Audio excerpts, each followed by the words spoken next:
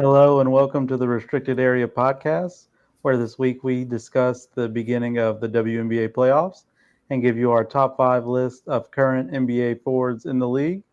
Uh, just as a reminder, you can hear the audio only version of this podcast the day before it hits YouTube on Spotify, Amazon, and Apple Podcasts. And to get you started, I'm your host, Alex Perez, joined by producer Colton Smith. And from the great state of Connecticut, co-host Logan Hatfield. How we doing, fellas? Doing good, doing good. I got the Monday Night Football game pulled up over here, so I'll be honest. If Mike Evans or Emeka get a touchdown, I am going to interrupt whoever's talking because me and Alex are actually playing against each other in fantasy, and it is coming down to the wire. I'm 20 points back, but if Justin Herbert has himself a game, anything I can get from these two will be huge. You have Keenan Allen though. I didn't realize that, but this is not Monday Night Football or a fantasy football show. This is a basketball show, so. I'm doing good, though. Logan, how are you? I'm good. I'm happy to be back in the Eastern time zone. That's a big thing for me, best time zone in the country. But I am a bit under the weather, if you can't tell by my voice. But I'm more than happy to be here. I'm excited. New location for a little bit. I'll be here until basically Halloween. So I'm excited and ready to talk some ball today with you boys. Hot take. I like the Central Time Zone better. It's sleep schedule. It's growing on me. The sleep schedule works for me because I would like wake up at like the latest 9, like unless I like stayed up super late the night before. Like I could go to bed at 1, go to bed at midnight, and I would just always wake up at 9. Like that's pretty like early for me. But I would wake up at 8 too. It's just like the sleep schedule just works so much better for me there. Like it's not bad here, but by any stretch, but it's like because it is technically later at home, I would fall asleep a little earlier, and it just loved the Central Time Zone. Yeah, it's kind of grown on me a tiny bit. Like college football games at 11 a.m. Not a terrible thing. Not a terrible thing. I don't mind that. Yeah, I just hate having to try to do that math. So most of the people I know are on Eastern Standard Time. So that was the one drawback. I like to keep it in that for sure. A couple miscommunications on podcasts. Sure. A couple. That makes the virtual podcast a little bit more difficult. But anyways, we'll go ahead and get started. As we said, we were discussing the WNBA playoffs as they are now underway. Let's take a look at the playoff picture. The Lynx are facing the Valkyries. That's the 1-8 matchup. The 2-7 is Las Vegas and Seattle. 3-6 is Atlanta versus Indiana. And 4 and 5 is Phoenix versus New York. So, again, we will go with this series by series and round by round. So, first, we'll go with the 1-8 matchup. Lynx versus Valkyries. Logan, I'll go with you first. Who you got in this one? I'm going with the Lynx. I feel like this is kind of a shoe-in. I don't think it's going to be close either. Sorry, Baker Mayfield on the run. It was a fun run, Valkyries. It really was. But you know what they say? There can only be one winner, and this year, it's not the Valkyrie. But hey, it's your first year, so the fact that you're this far, I think, is a win in itself. So maybe there are more than one winners.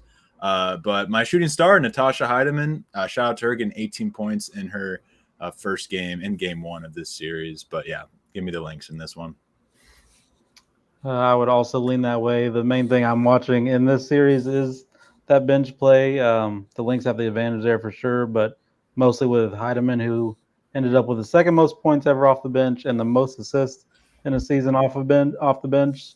Very impressive. The Valkyries have their own bench star in Kate Martin, who had the 9th most three-pointers off the bench in a season. So that's impressive. But the Lynx have Nafisa Collier, and nobody else does.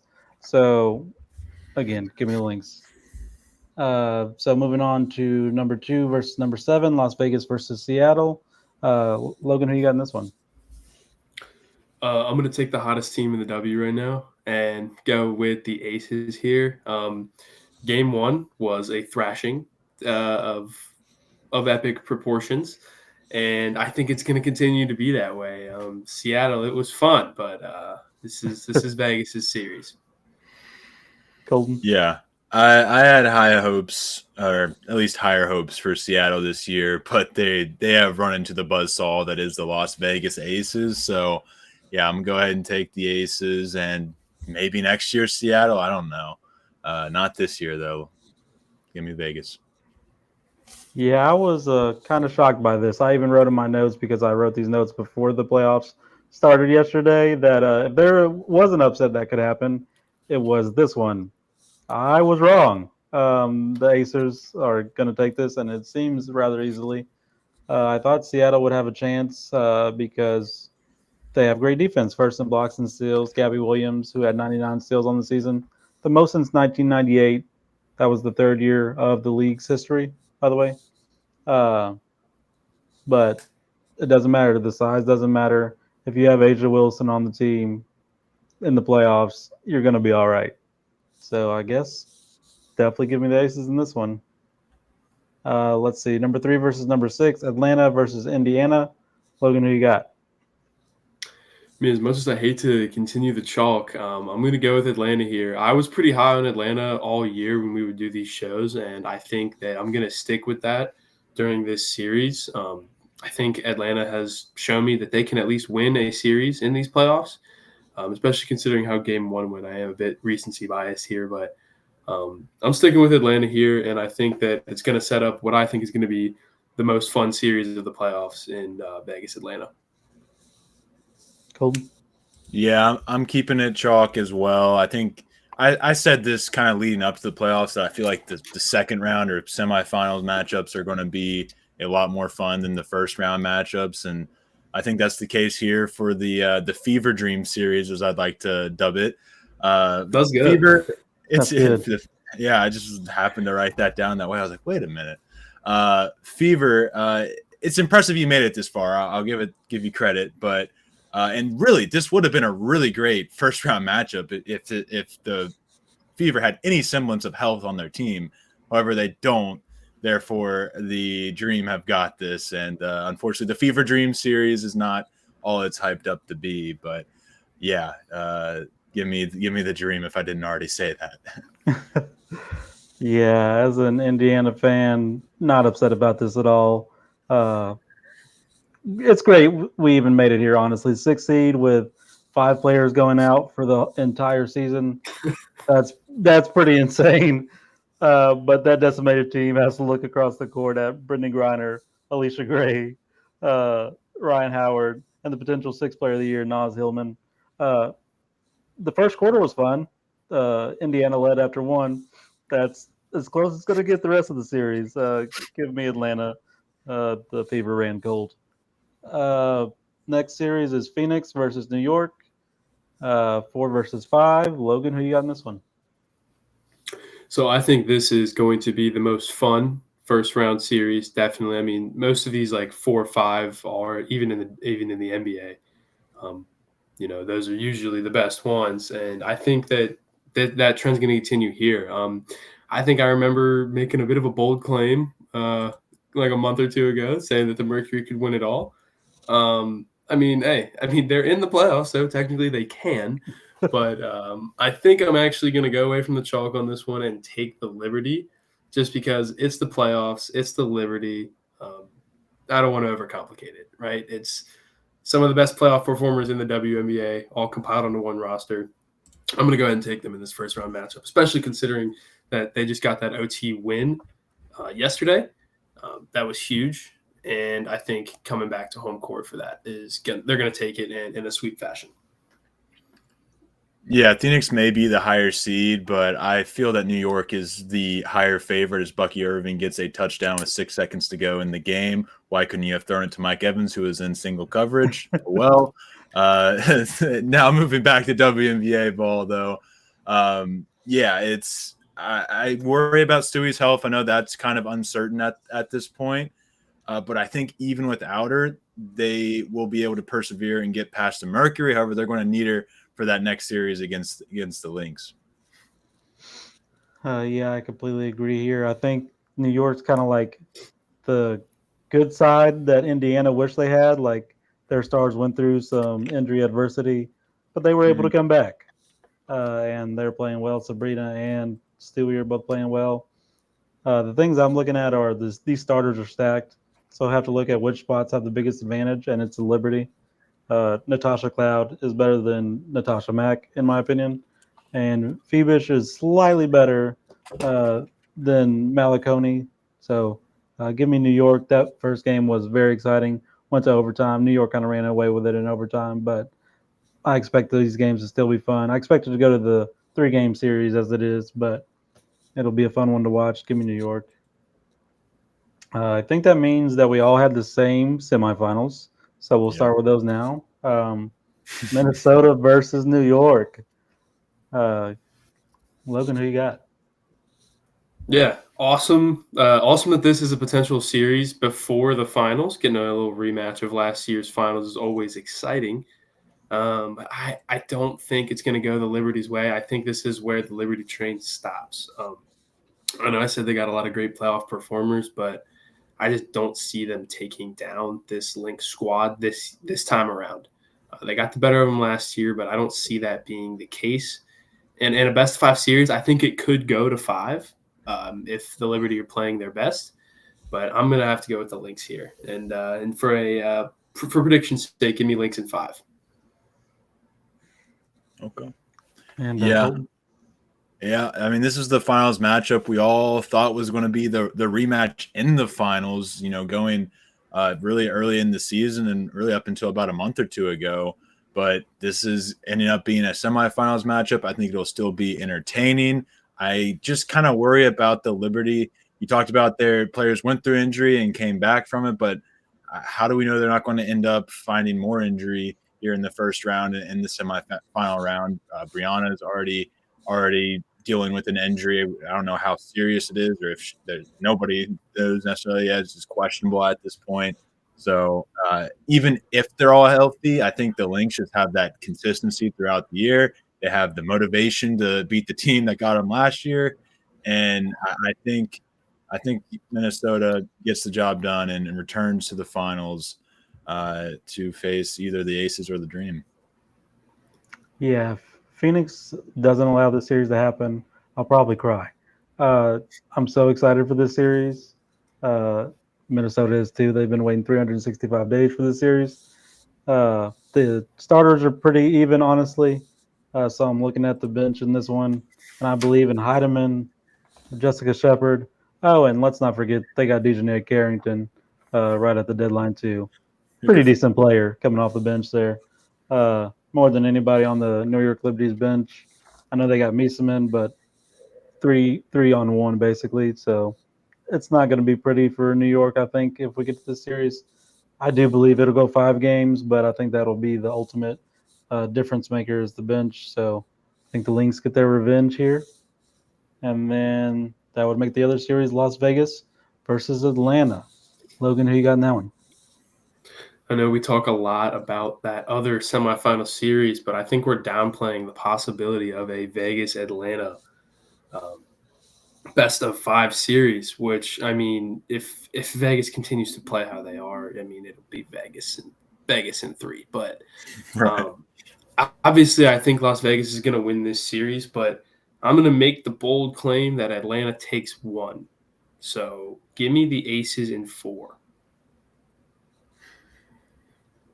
I think this is going to be a closer series than that. I do see it going to 5. I think the Dream will finally punch the Aces in the mouth, maybe go up 2-1 or something. But I think the Aces will persevere as they have throughout this entire season. They have the best player on the floor in Aja Wilson, and the team in itself that we saw look so poorly to start the year has just insanely come together in this 16 game winning streak now.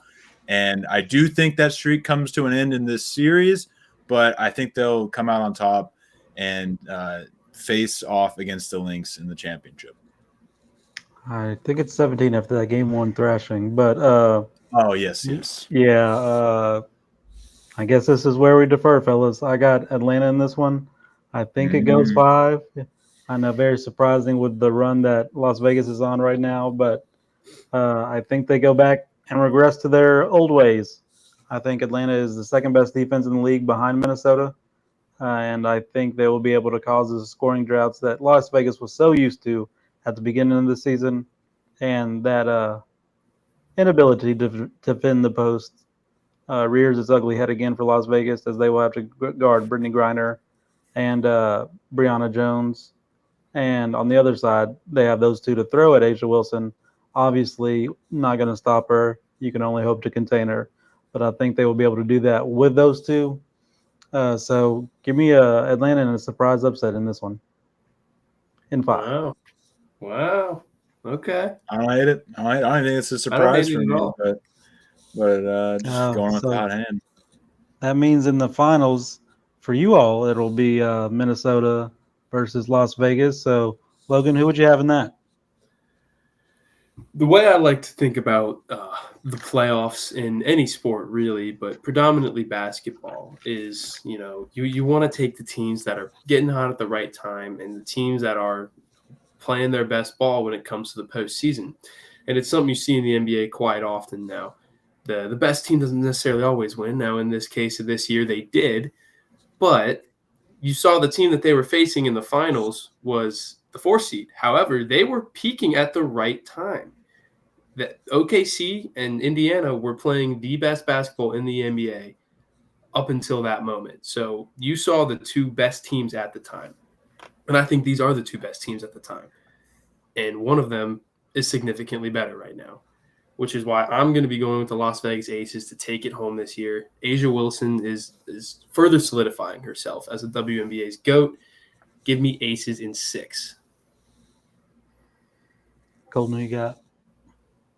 Yeah, I hate to have the exact same bracket as Logan, but I do. I'm going with the Las Vegas Aces, and I'll tell you why. This was my prediction at the start of the year. I had the Aces and the Lynx facing it off in the finals, and I went with the Aces. So, although we went through a lot of season and a lot of doubt on the Aces to get here, I'm back, and I'm going to stick with my original thought. I'm going to go with the Aces. The best and second best, both teams had the best player of the year at one point.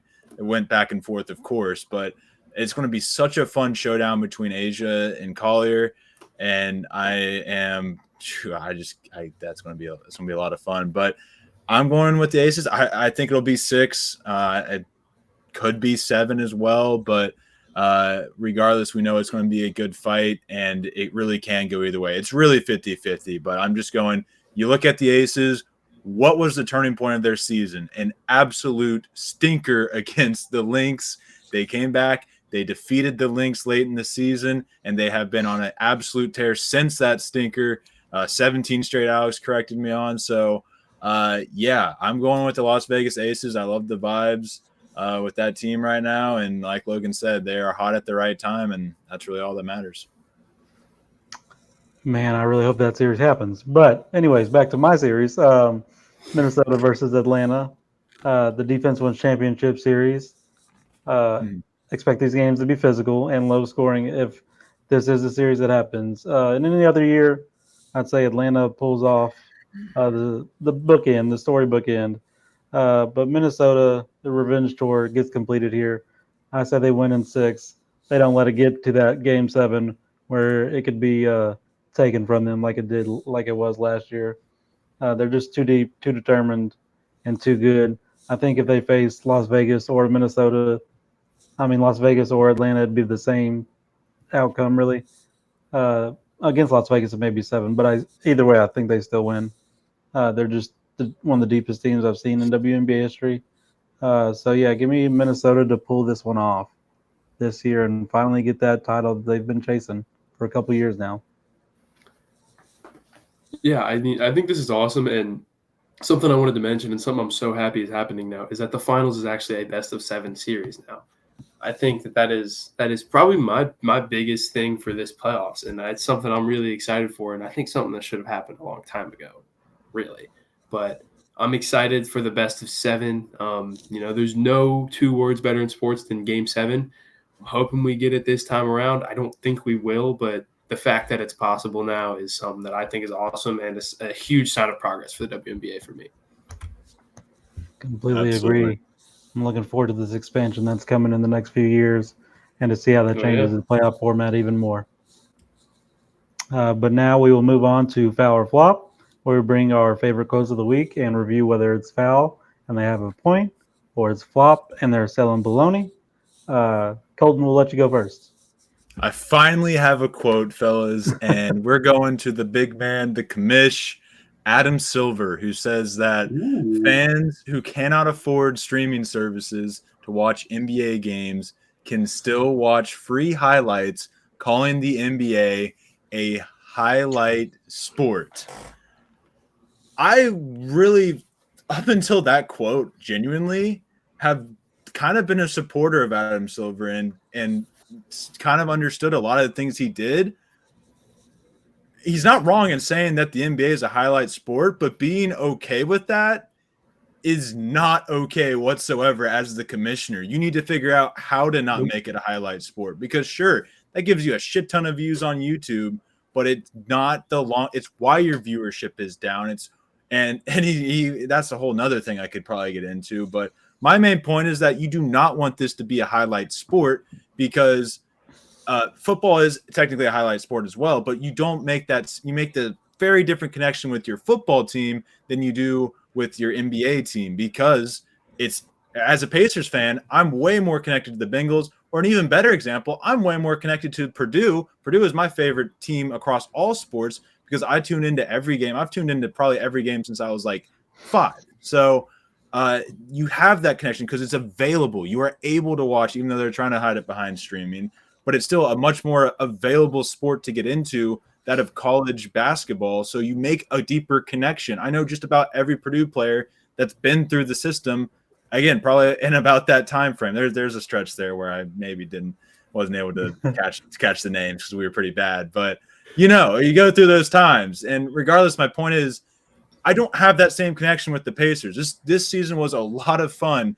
And the playoffs, I definitely made a strong connection with that team. But throughout the season, I was a highlight watcher. I don't have Bally Sports Indiana, or now what is it, FanDuel Sports Indiana, and I probably won't be getting it until I have a big boy job that I can pay for, right? So, yeah, I went on a little spiel there, but I just that's the direction I absolutely hate that the NBA is going, and it's why the sport is on the downtrend. There was a time where it was on the uptick a lot, and it's still on that uptick in ways, but I don't like that mindset from the commissioner whatsoever. And yeah, I had to let him know because I know he watches.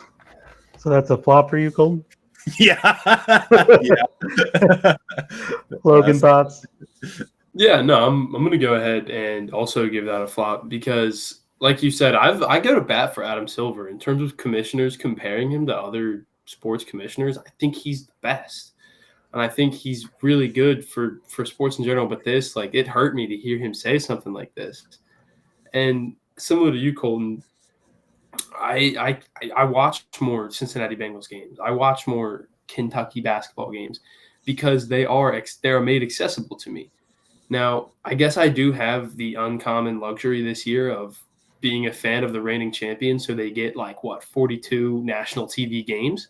Yep. So that's going to be something that's pretty cool. I'm going to catch them a lot on TV, no matter where I am in the country. I'm going to be in a lot of different places. So, the regional stuff I'm not going to always have. And that's something that's already, I'm already feeling, I'm not able to catch the Bengals games as much now. But I really think that I resonate with what you said. It's a rough direction and that I don't really appreciate Adam Silver just kind of accepting. I feel like he's got to be able to find a way to work around this, or else might be headed for some rough waters. Not to cop out, but I think it might be a little bit of both. I think it's foul in Adam Silver saying, "Get your money up, not your funny up." That's pretty real of him, but yeah, flop in every other regard. You can't basically say you don't have to watch the games. As the commissioner of a league, that's just silly. You all basically hit it on the head, so I won't regurgitate those points, but yeah, it's definitely a flop for me.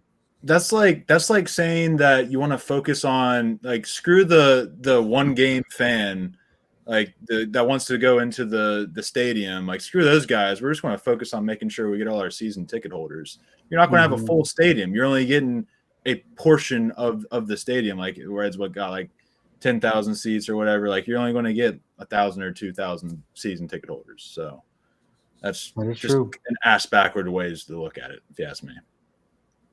All right, Logan, what you got? Yeah, so my quote this week comes from our favorite NBA player in the entire world, and I know everyone else too. Yes. Jonathan Kuminga. Oh, I thought Michael Porter said something else different. Yeah, him too. I was excited. I know. So I had to subvert expectations there real quick.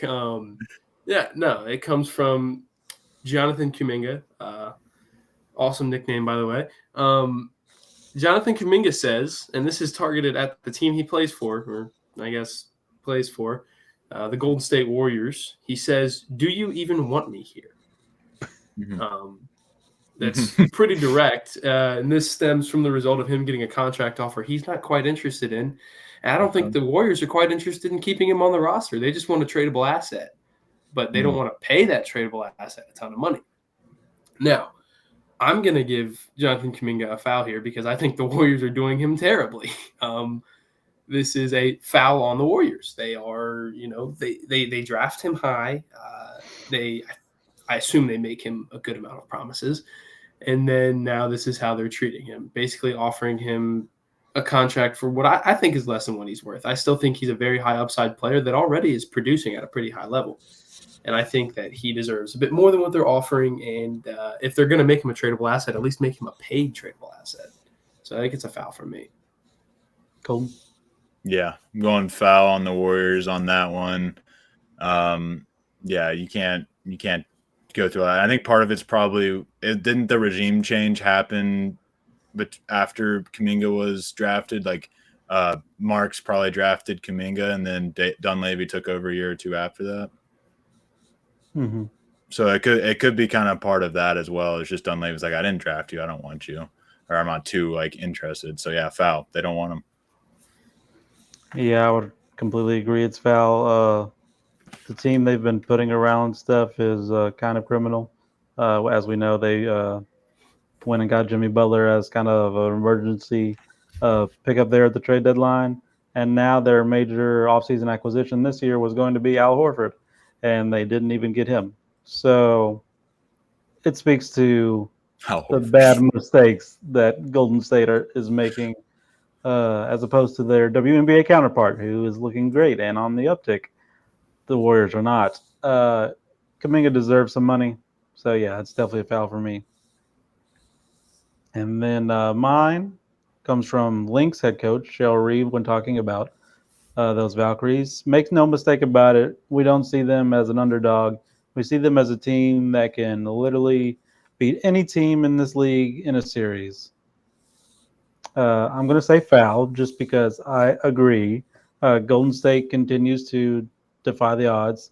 They just unfortunately are facing the best team in WNBA history. So they found the one team that they probably don't have any type of chance against. But the sentiment holds true in my opinion, so it's a foul for me. What do you all say? I'll go foul as well, just based on like she's saying that just to be nice, you know. You throw a little bone to your easy first round opponent. I appreciate that. Yeah, it gets a flop for me. I'm going to be honest, just because it isn't true. It isn't true. I mean, I think the Valkyries can beat almost any team, just not right now. So that's that. I'm going to go flop just because I really don't. I don't think the Valkyries have a chance here, and then that's just me being honest. I'm a big fan of what the Valkyries are putting together, and I think that it's a great story, but every story has to come to an end in some way, and I think theirs comes to an end very soon. Only one winner. For sure, yeah. Yep. Yeah, I think they're not too mad about the 3-game first round series. But anyways, let's move on to our NBA talk as we get set to list our top 5 NBA forwards coming into the season. We again will go in descending order from 5 to 1, and I'll go around and give our picks. So, Colton, who do you have at number 5? So honorable mentions: Paolo Banchero. He could be top 5 by the end of the season, but just waiting for another year of development. Hopefully, a healthy year from him.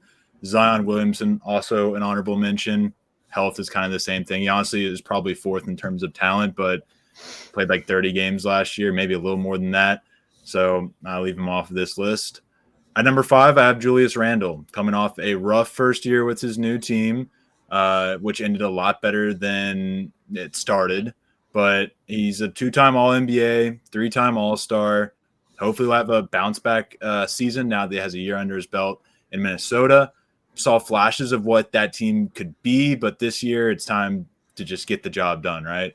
So, yeah, the thing, he's kind of like, he's one of the most inconsistent players. Like, you'll tune in one day and you'll see that guy who got MVP votes a couple years back, and then the other day you'll see that guy who was point guard for a year and just feels the need to take over. So at the end of the day, I think Julius Randle is kind of underrated because people will see those really bad highlights. He finally had a decent playoff performance though this past playoff run, so I'll give him credit for that. But there's been some rough playoff runs as well. But yeah, give me Randle as my number 5 forward. Logan? All right, yeah. So for my honorable mentions, I want to give a couple shout outs here. Paolo Banchero as well. Pascal Siakam, I got to give him his flowers, especially for how he played during the playoffs. And then my last honorable mention is going to go to someone who I think is going to take a huge leap this year, in Brandon Miller. So, like that. Getting into number 5 for me, I have, and I do list him as a forward, Jalen Williams from the Oklahoma City Thunder. I know we talked a little bit about him during the guards talk, but I think that he plays very well as the 3 or the 4 for OKC. He has been predominantly the 4. I know he's been undersized for that position, but he still gets his, and he can defend 1 through 5. He's one of those guys in the Thunder that can guard anyone, plays great perimeter defense, and scores at a great clip most of the time. His scoring could be a bit more consistent. I know he was playing a lot of the playoffs with essentially a broken hand. So, I give him some credit there. He still dropped a 40 bomb in the NBA Finals, which is crazy to me. But I think I'm going to have him sitting here at 5 with – I mean, I know he is the number 2 option, but I think he could rise in the rankings. For me, I gave Halliburton his flowers when it came to it, so I'm going to give Jason Tatum his flowers here, number 5. Probably, again, won't play it much at all this season, if any, depending on how much the Celtics run through the East still, because the East is obviously still going to be weak. But anyways, NBA champion, 6-time All-Star, 5 times All-NBA, and he has a record for most points in an All-Star game and most for a Game 7 in a playoff series, which was 51. He averaged 26 plus the last 5 years, so obviously we all know he would be very high on our list if we were talking about healthy current Jason Tatum, but I at least had to give him a shout out here at number 5. Colton, who you got it for? Yeah, Tatum will not be on my list because I've been pretty consistent. If you're not going to play next year or play a really small portion next year, I'm just going to leave you off. So if he wasn't, I'd probably have him at number 3. At number 4, you gave flowers to Pascal Siakam. Well, I'm going to give him flowers too. I got him at number 4. And I'm probably biased on this one, but I just feel like he checks more boxes all around than that of Julius Randle and some other people that were in consideration. You talk about availability. He's played the second most games of anybody on this list other than Giannis by a little bit.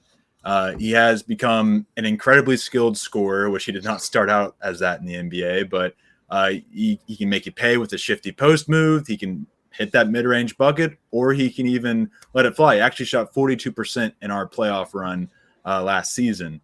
While he's not getting any votes for Defensive Player of the Year or anything like that, we didn't start playing defense until he showed up. And I don't think he should get DPOYs, but when he showed up, he taught us to sit in a chair. He's taught us to play a little defense and how to play winning basketball. And I think that's another thing is his leadership has been huge for the Pacers. Tyrese Halliburton's a great leader, but I think Pascal is also an outstanding leader that leads by example and has helped people like Mathurin, people like Aaron Nesmith really find their spot on this team. So that's what really separates him from Randall, other than an NBA Finals trophy and in Toronto. And just his playoff performance has been more consistent throughout his career. So, yeah, take a look at any of those 30-point outbursts. He can be completely unguardable.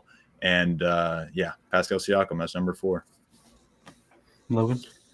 Yeah, and I want to make sure that I got this right. When I gave my honorable mentions, I said Scotty Barnes, correct? You did not. I don't think so. I did not. Okay. I didn't either, and that's somebody I completely missed. I want to give Scotty Barnes his flowers as well, and Jason Tatum as well. But coming in at my number 4 is another one that you guys mentioned in the guards talk, and I have Jaylen Brown. I consider Jaylen Brown to play the small forward position, and he's probably going to have to this year, just without the presence of Jason Tatum on that roster. Some things are going to have to move around there in Boston, and I think Jaylen Brown is going to primarily play the 3, and as the number 1 option, I think he's going to have his best individual career year, just because Jason Tatum's not going to be there. Now, that may cause some spacing issues with the Celtics, but I think they're going to figure it out pretty quick. Mazzulla is a great coach. Now, is the team success going to be there? Probably not. I see this as like a 48 to 50 win team, maybe. But I think Jaylen Brown is going to be obviously the far and away the best player on said team. So I think just based off of that alone, I think he gets my number 4 spot. Yeah, I think the Celtics made it clear that they're not playing any bigs next season, so who knows? He may run the center. But anyways, number 4 for me is Kevin Durant, maybe the best pure scorer the game has ever seen, 2-time champion and Finals MVP, 15-time All-Star, 4 scoring titles, and 2008 Rookie of the Year. Had an Achilles injury and may come back even better. Not to mention 4 Olympic gold medals and the most career points for Team USA. The most ridiculous, I knew he was a great pure scorer, obviously, but he has shot 50% overall since 2012. Wow. I don't think there's anybody else shooting better than that. So just insane an amount of efficiency. And I think just goes to speak to, again, him being maybe the best pure scorer the game has ever seen. So Kevin Durant is here at number 4 for me. Colton, who you got at 3? I actually have Kevin Durant at my number 3 spot. You've said it best. Really, I could argue him to be number 2. Just that stench of Phoenix just kind of feels like he's just playing in a void I don't really care to venture to very often.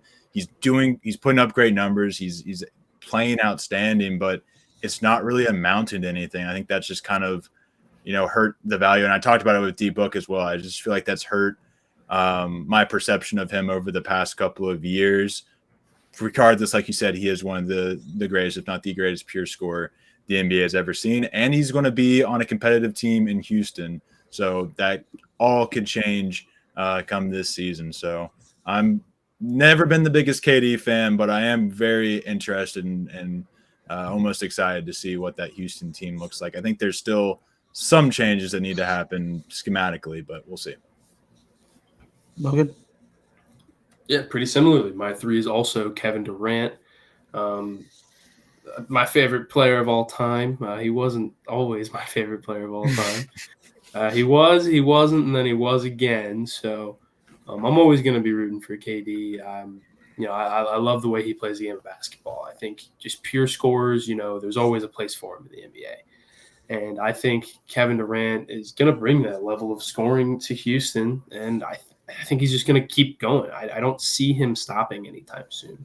I know health is always a concern at this point in his career, but I don't see him trending downwards. And his style of play lends itself well to longevity. I know there's you've seen Russell Westbrook kind of flame out a little bit because his style of play doesn't lend itself well to longevity. Getting to the rim and attacking the rim and dunking the ball as hard as you can 15 times a game. It's going to come back at you at some point. Kevin Durant doesn't do that. Kevin Durant's one of the last great mid-range shooters. He's also one of the best three-point shooters, and he can get through when he wants to. He's a true 3-level scorer, and he holds the number 3 spot. I think 2 and 3 for me are very, very close. Got a couple old heads up there, but I'm going to go ahead and keep Kevin Durant at my number 3 spot. Yeah, maybe the greatest social media presence of all time the NBA has ever seen. Fans get to say whatever they want. Kevin Durant gets way too much hate, and he always says, "I got time today." So, just great work from him all around, on and off the court. But number 3, let me make a disclaimer and say, coming into this year, not overall for their careers. And let me go back and give my honorable mention because I never did. Kawhi Leonard would have made this list, but I don't even know if he's playing next season. So, aspiration. You might get the death penalty from Adam Silver. But anyways, my number 3 is LeBron James, still doing it at 80 years old. 4-time champ, 4-time MVP. That's regular and Finals MVP. 21-time All-Star. You thought the Kevin Durant number was ridiculous. 21 times. 3-time Olympic gold medalist. 17 times All-NBA.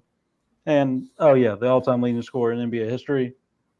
And the best player ever. So I think all his many records speak for itself. His longevity is not a bad thing, indictment on his career. It is obviously a good thing, even though Jordan fans do not want to believe that. But yeah, LeBron James, number 3 for me. Golden, who you got number 2? Number 2, I have the little-known guy you were just talking about, LeBron James, and you said everything that I had pretty much listed to say. Not that I had much because it's LeBron James. I don't think I have to give people much context on the pick here, but yeah, all hail the king. Logan? Yeah, similar to Colton. I think me and Colton might have the same top 3 here, but I also have King James at my number 2 spot. I until he slows down, I mean, he's going to be top 3 in the forwards category for me always.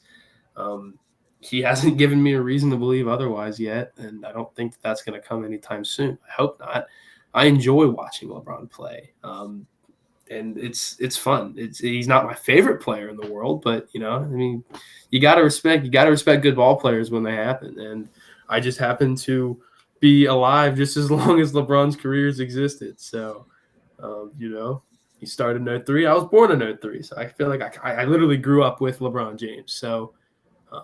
It's a pleasure to watch him play, and I just hope it goes as long as possible. Absolutely. Yep. Number 2, this is kind of like the Anthony Edwards pick for me, based on potential. Number 2, I have Jalen Williams, all-rookie first team in his first year. First player since Bill Walton to achieve All-Star, All-NBA, All-Defense, and NBA Finals appearance by year 3.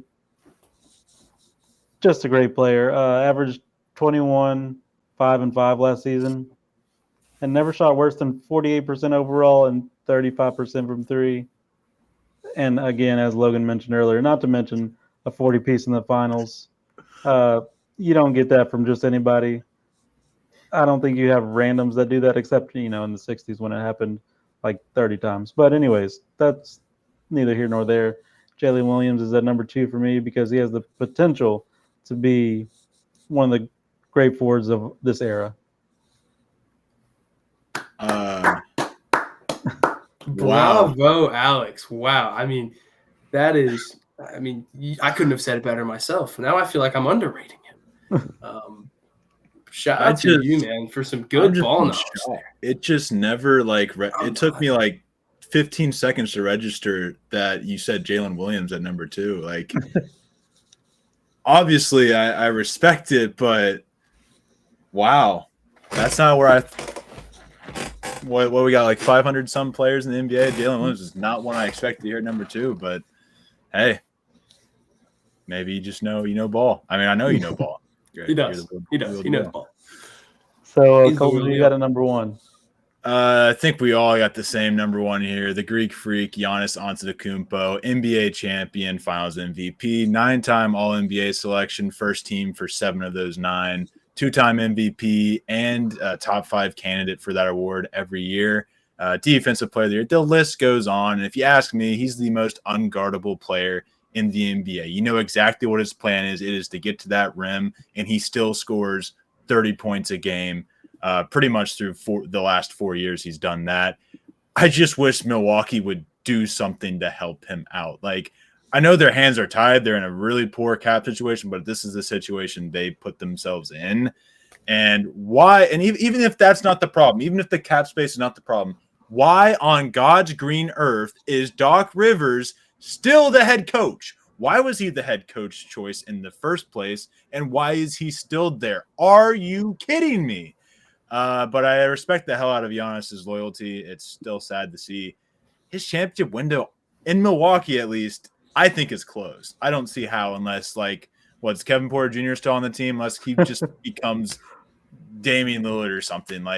Not going to happen. But if Kyle Kuzma, I don't even know what to compare Kyle Kuzma to, but if he were to somehow become an all-star, not things that just aren't going to happen. And that's really what the Bucks in Milwaukee are hoping for right now. And didn't mean to turn it into that, but Giannis is still really impressive what all he's accomplished at the age of 30. But I just can't help but think that he could have accomplished more with a better team around him. Logan, What did Adrian Griffin do? How did he lose that locker room? My number one forward right now from the Milwaukee Bucks is Kyle Kuzma. I think that he plays an elite brand of basketball. I knew he couldn't finish the sentence without laughing. No, I'm not. Kyle Kuzma's a dog, man. He was the best blow player thing in at the car league. dealerships that waves in the wind. Flint, Michigan. Yeah. He's from that place. No, they got good tap it's water there. obviously Thanasis' brother. We go with Giannis over here. All-time great. Is always going to be known as that. Easily one of the most dominant players of the late 2010s, early 2020s. Still is. Scores at will. I know James Harden, I think, was the one that started the whole run and dunk man thing. If it works, it works, right? He doesn't have to pull up. He doesn't have to pull up from three because nobody can stop him. He doesn't shoot that many threes a game, and I don't blame him, right? Because your game plan is you're the Greek freak, right? You're 6'11" and 1,000,000 pounds. Go score a bucket.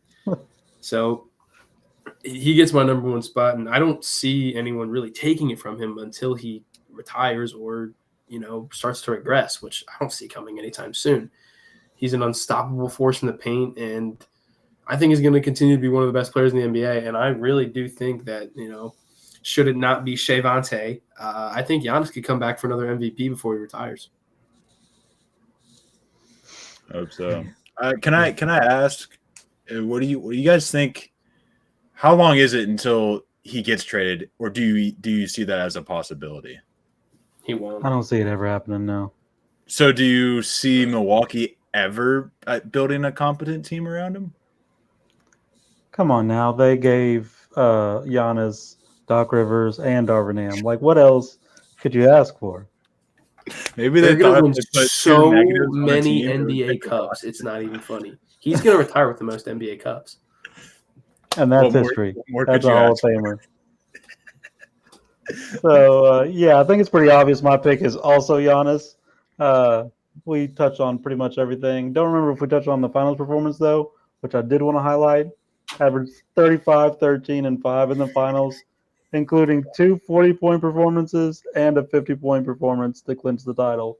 That's a pretty good series, I would say. Not bad. He has shot 50% overall since 2016 and 60% the last 2 seasons. If it ain't broke, don't fix it. And they can't stop it, so why fix it? He's also averaging 10 rebounds, 1 steal, and a block per game in his career. He's a stat sheet stuffer and one of the most unstoppable players in the league, so that is why he is unanimously number one on all of our lists.